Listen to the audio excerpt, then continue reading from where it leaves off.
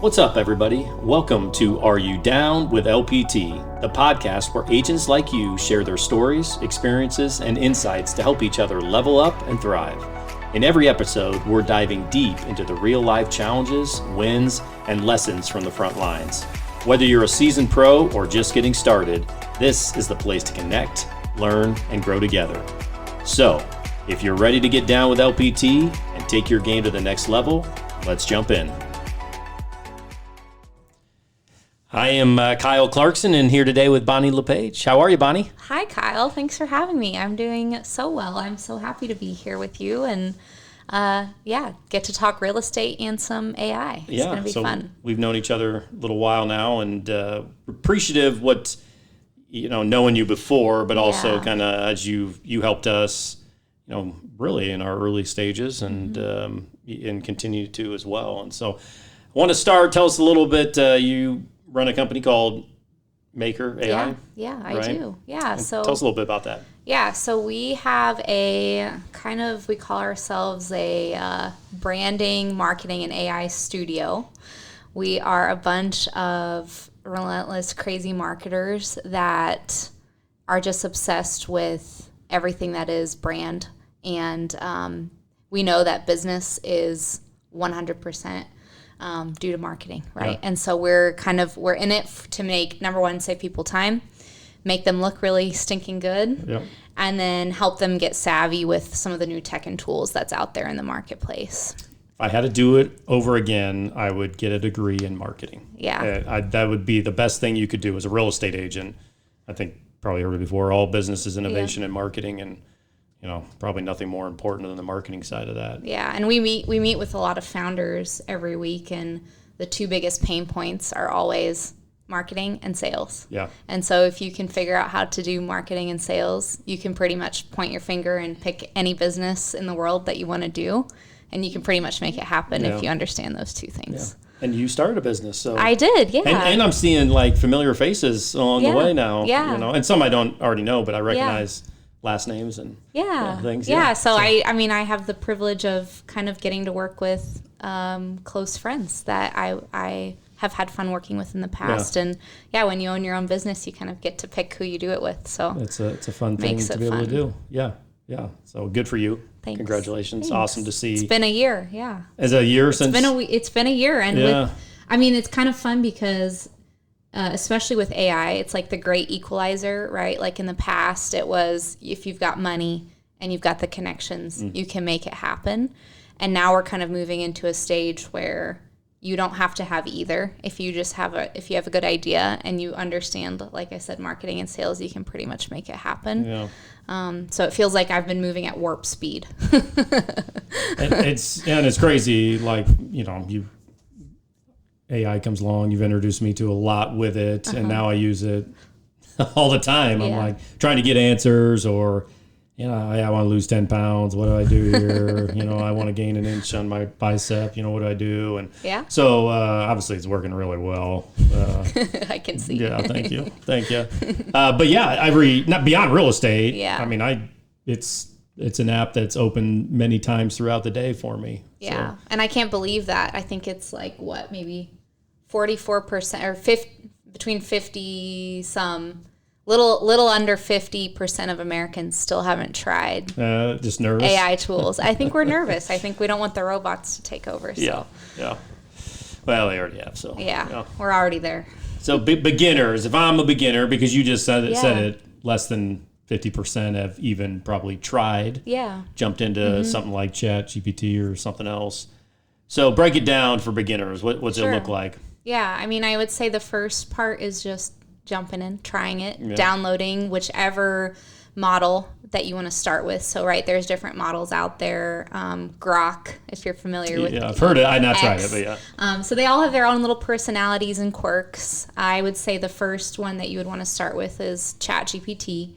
And I always kind of like to add a little caveat in there where make sure you're paying for the paid account. It's $25 a month. It's not going to break your bank. They are training. If you are not paying for it, they train the model off of everything that you say if you're using the free account. So just pay for a little bit more. I'm too cheap to do that, but I guess I'll sign up. We'll do it. And then I mean, plug in and explore. So like something that we do, I joke is like, let us do the hard work for you. I have to have a daily meeting with my operations director, Kelsey, where she basically holds me accountable to like, okay, what tool is this? And like, why did you sign up for this, Bonnie? So like, just like plug in with us. I don't know, is what I would say. Follow us and learn from the tools that we don't use. So a few that right off the top of my head I think are worth your time would be Otter AI, digital transcripts, because from that you can do so much. The second that is really good right now, we like using Descript for video editing, and then we also like using Gamma for presentations. So those are the kind of the top 3 tools. You just said this, but said follow us and you'll learn about these things. And we can talk about this at the end. I want people to connect with you, but like, what's the best way we can follow you? And Yeah. So we run, right now we're doing a little bit of a mini webinar, kind of a 6-week sprint, and we'll probably have that on our website as a free like download. So if you go to themakerai.com, you can plug into those, and we do them every week. It's a free 30-minute deep dive into one of the tools that we're kind of using at the moment. And that's a really good way to just start with AI. And then I would say experiment, and there's no right or wrong answers, right? They kind of become your little assistants. Like I walked in and my little ChatGPT is talking to me. Yeah. So it just evolves. Yeah, she's like, stop, show up, drive faster. But what I think is also really interesting is that the more you use them, the more they get a sense for who you are. You know, so like that actually benefits you. In the paid version or it? Yeah, yes. In the paid version. Yeah. Okay. We want to make sure you're doing that. In the paid version. So if let's say I'm using chat and I'm doing the paid version, and somebody was telling me, my real estate coach the other day is like, tell chat as much about yourself as you possibly can. Yep. And then when you're talking, they come to realize who you are and exactly. Yeah. Answers. So here's a fun little prompt. If you've been using AI for a while or chat, ask it to act as your like meta improvement coach. And tell it, you'll say like, act as my coach, don't sugarcoat, tell it to me direct, don't make up anything based off of, what you know about me. What are 5 things that I need to do to improve myself? Ooh. And it's pretty scary. It's pretty scary, but it's true. Like, it's like, stop overthinking things, Bonnie. Just launch them. Because I have massive long threads. So. Oh, I don't think enough. That's my problem. But yeah. Wow. Okay. I don't know if I'm ready for that though. It's fun. It's good. I like truth in my life, but in bits and pieces. So, tools. So you've talked a little bit. What's one AI tool you've used in the real estate space that maybe surprised you or you really like? Yeah. I mean, Otter. Like, I think Otter's like, you can do so much if you just have the data, right? It's all about collecting the data. So anytime. Like I would say here's a use case, doing a consultation with a buyer or a seller, turn your Otter on, have it record it, and then when you walk away out of that meeting, feed it back into ChatGPT. You can download those transcripts. So I would download the transcript and then add it back to ChatGPT and say, hey, based off this conversation, help me put together a proposal or help me identify some like ways to create unique experiences for this person. Wow. That's what I would, and then that's where you start. What do I pay for Otter? I think it's probably about $20 a month. I don't know the numbers. Right. I'm only at 45. I know. See, we're 8 minutes into this thing. Okay. This is why I have Kelsey in my life. Yeah. At some point. She's like, you got to cut stuff out, Bonnie. Yeah, but you look like from a real estate agent standpoint. I mean, combining those two tools. Yeah. Like you talked about customer experience there, but for us to learn and train and we get pretty dialed in. I think we start using these and I mean, right? here's another one, right? Audit my sales pitch and tell me what I need to do to improve. Like it knows exactly, it can analyze that, right? So, I mean, for example, okay, here's a fun story. Yeah. We fired our first client last week. They weren't a match for us. Yeah. And I fed the transcript to our ChatGPT and I said, hey, tell me what went wrong. And we just weren't aligned on certain things, and the way that certain things were said, language or terminology were a little bit too woo-woo, like for somebody who's very analytical and practical. Yeah. And so that was really insightful to know that as a team, like, hey, if we're working with people who need more information up front, we really need to make sure that we're using this kind of language. So same for you guys, you could use something similar. Yeah, for sure. That's it's You're crazy. gonna learn so much. I know. I already did. That's crazy. So teach me right ways to use it, wrong ways to use it. I mean, we've talked a little bit real estate space, but in general, what are... Yeah, I don't know that there's a wrong way to use it. What if I'm writing a listing description and I just copy and paste it and go? What do you think? So that's a good point. What we are very passionate about is doing AI with soul, right? So I always say have AI do the first pass, like feed it the information. Never, ever, ever would I recommend you taking the first version of whatever it spits out and copying and pasting it into. And I've seen it because I've seen listing descriptions. I'm like, no, that doesn't work. And you can see it. Yeah. So like it expedites things, but it should never replace you. And I think people are getting smart and wise to the fact, right? Like, that little end dash, like people can see if you've got that expanded dash or like the way it structures things. You're like, okay, I know you didn't write that. And I do that every time. Well, I didn't. But if I did, if I threw it in there, then I want to make it my own, right? Exactly. And you want to personalize it and take the word oasis out or, whatever it tries to sneak in there on you. Because I think like when I'm doing something and teaching a class, one of the things that's amazing, if I'm going to teach a class, I've got my ideas. I know what I want to do. Don't always have it structured, right? And to say, hey, here are the 6 or 7 things I want to hit. Can you help me structure this a little bit? And then I got a couple stories I might want to throw in there. And so the last 3 or 4 classes I've taught, I mean, it was Chad helping me. Yeah, it's still my ideas, but like, okay, here's what I want to do, and then incorporating some ideas that maybe I hadn't thought about. And I think it helps like those of us where communication isn't necessarily what we lead with, but we have other unique abilities in and around that. And I think it helps structure and then pinpoint maybe some like gaps that maybe we wouldn't have seen beforehand, right? Like in the class, like, hey, I need to put more case studies in here. I've used it to outline podcasts, right? Where we can figure out, okay, hey, this would be really interesting to slide in.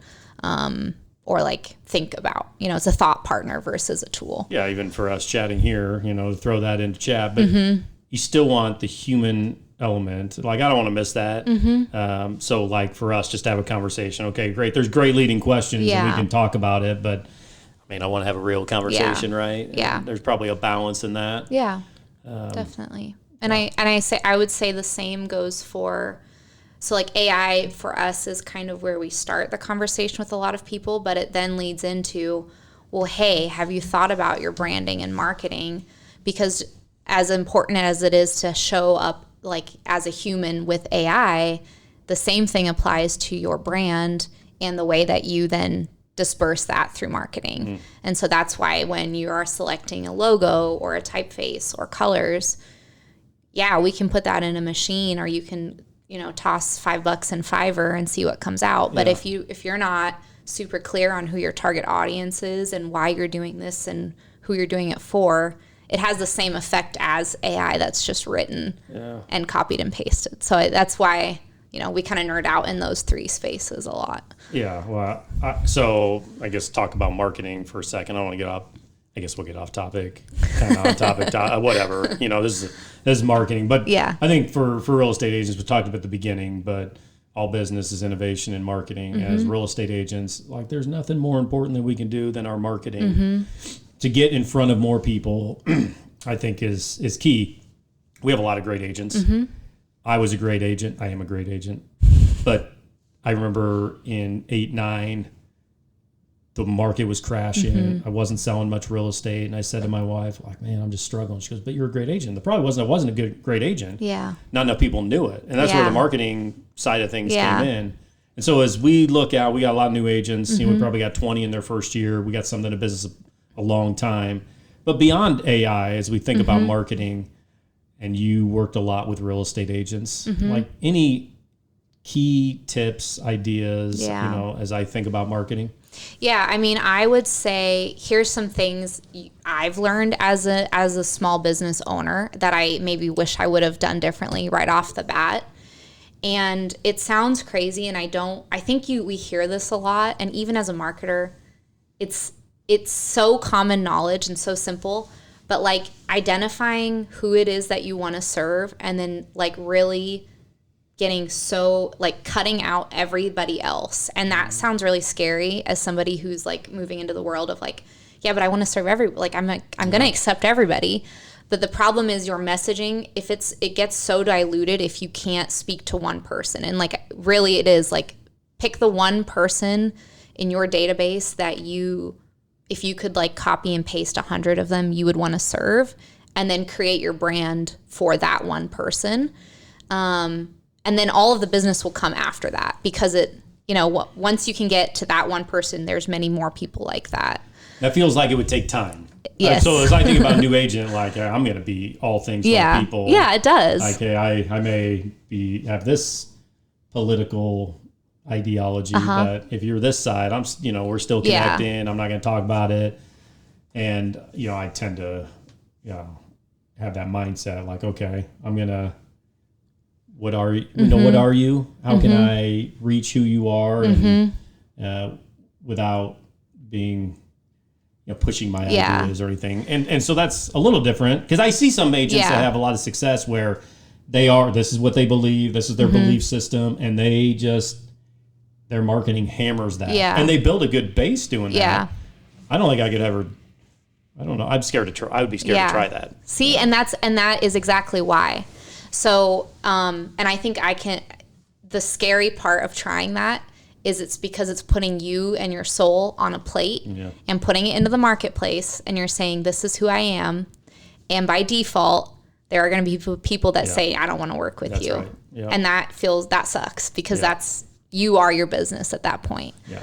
And I think that's the one thing I wish I would have done sooner. Instead of trying to be everything to everybody, I wish I would have done that faster. I really want people to like me, though, Bonnie. That's tough. I want people to like me. Yeah, they do, but you have a specific flavor. Like, you are a very specific person, so people either want to work with you or they don't. Yeah, which is, what a great way to live, right? Because you're doing and you're being yourself, and you're running your business the way you want to run. And I think when you do that, you're going to attract people like you, right? That's kind of the goal. Yeah, and then I think to the second part of your conversation, right, where you're a new agent and you're running around doing all this stuff, like the one thing that you can't forget to do is you're building your business, right? You're like, okay, who am I? I'm working on this. I'm figuring this out. And I'm almost a year in, and I still don't have it perfect, but better. Yeah. But the other thing is like the sales part. Like don't get so distracted by like building your business to do the sales. Like you should be still reaching out. Kind of important. Yeah, that's kind of important. Exactly, because like don't let the shiny object distract you from like, it doesn't have to be perfect in order for you to start. Yeah. Yeah, I love that. For me, it's always been like, I want to have a lot of fun doing this, and I want people that are coming along in this and buying houses, and I want them to have fun in the journey. Problem is, not everybody has fun in the process. There's death, divorce, and all that. And so those are trying. But it's a struggle for me when you say, okay, just put your soul out on a plate. I don't know that I'm ready for that, but someday when I'm older, wiser. And I think you could. I think it's a challenge, right? Like, I think it's amazing. Like, for you to say that, my heart wants that. It's just, that's tough. Put yourself out there like that, because I really want to be liked. You will. There's people that like you. That's okay. Oh, thanks. Yeah, not everybody's got to like me. No, but some people. That's a big world, right? Yeah. Like there's so much opportunity out there. Yeah. Like I really truly believe that. And who wants to, like? And then again, I go back to if you don't put the authentic version of yourself out there, and you put on the mask that you think you need to be, you're gonna attract the people that like that mask and that version of you, and serving them is going to suck because that's not actually who you are. And that's not fun. Like, that's not going to be fun for you going through that either. And the goal, it's not to say that 100% of your business is always going to be sunshine and rainbows, but the goal is to get more and more. Yeah. Oh, that's good stuff. With us and our agents, there's been several agents I try to push to you because I think they need to, really dial in on building their brand, and hopefully they will. And we still want to have those opportunities where you're in front of them and they can get in front of you. But I would say as we think about building the brand, and specifically maybe think about AI's assistance in building that brand. So maybe they're talking to Maker, and I would encourage them to do that if they're not. But when you think about AI and the assistance of building a brand, how can AI come alongside and help do that? Yeah, I mean, I think it starts with asking yourself those questions, or like starting to dive into, okay, help me. Like you can get ChatGPT open on your phone. Help me think about who I want to serve, and you can say, interview me on like my ideal target, and like just go back and forth and have a conversation, and then when you reach out to us, it's a better conversation because you're like, yeah, I think I know this, and this. What do you guys think? And that's what we love, is that collaboration. Like that's why, we fired a client, because we're like, hey, we do so much more than just build websites. We really come alongside you and want to build and grow your business with you. If you want someone to just build you a site, that's not us. Yeah. Firing a client. So great sales pitch, Monty. No, like that's good. Like there's many times I'm like, I need to move on, but like, I can do this. Yeah. We'll get through this. I'm gonna fight through it. And they steal a little bit of your soul. Yeah. I'm not saying that was the situation. No, but that's you, exactly what it is. Like when you sit with somebody, and like, again, we're just these giant hippies. I'm becoming a hippie. I just got chickens this weekend. I'm here in my Birkenstocks too. No, but like when you sit in that meeting and you realize it, like there is a sense of like, this is not fun or right. It doesn't feel good. Immediately that's a sign. Yeah. Like I think we're smart humans and we should listen to ourselves. We just maybe don't choose to. Yeah. I don't choose to listen often. I had that conversation with my wife last night. I'm like, man, I need to move on from these people. But if they buy this one, then, we're almost the finish line. Yeah. I'm getting paid, all that stuff. Yeah, but you make more room for the people that you want to serve if you just let them go in the moment. Yeah, I need to hang out with you more, Bonnie. I appreciate that about you. Yeah, well, not too much, or you're going to get chickens, I guess. I don't want to be a hippie. Okay. Yeah. No offense. I mean, to you or any hippies. Yeah. Anything else? Like, I think a lot of, as we talk about AI, I think a lot of people, you said it earlier, scared the robot's going to take over.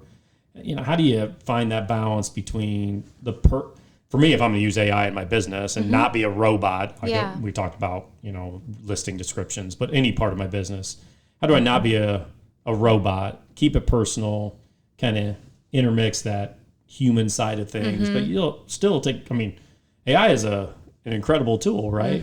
How do I balance that? Yeah, it's a good question. I think it's something we're all trying to still figure out. The way that I would say is, number one, the more that you use it, the more it gets a sense for who you are.